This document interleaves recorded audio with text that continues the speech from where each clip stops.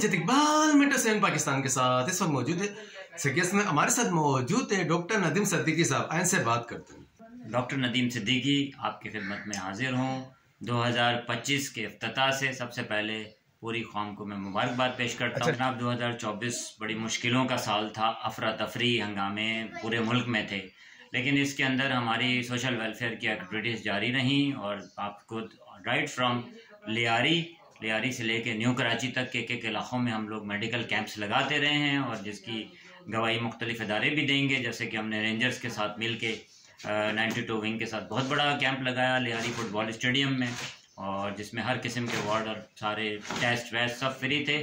और इसके साथ साथ छोटे कैंप्स भी लगाए न्यू कराची में इधर उधर, और मुख्तलिफ एक्टिविटीज़ जारी रही, rehabilitation activities, sports activities, special बच्चों का स्पेशल एजुकेशन डे के हवाले से बहुत बड़ा प्रोग्राम हुआ। ये 24 जो है बड़ा बिजी साल रहा, लेकिन अब 25 के अंदर कुछ नया स्टेप हमें उठाना है और उसकी मैं तफसीलात आपको ज़रूर बताऊंगा, क्योंकि हमारा इदारा एसोसिएशन फॉर स्पेशल चिल्ड्रन है, यानी बच्चों के लिए हम काम करना चाहते हैं और वो बच्चे जो आखिर में मुल्क के मेहमान बनेंगे।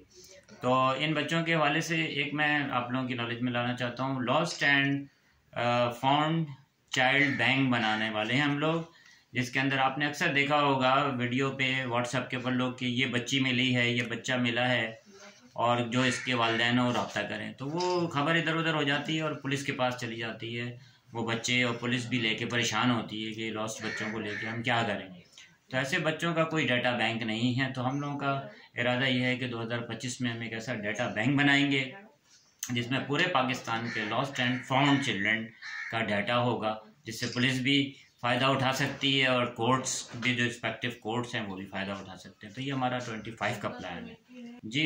मैं चाहूँगा कि जनाब जो भी NGOs हैं जहाँ से घूमते घुमाते ये ख़बरें आती हैं डाटा बैंक, वो हमारे डाटा बैंक को फॉरवर्ड करें।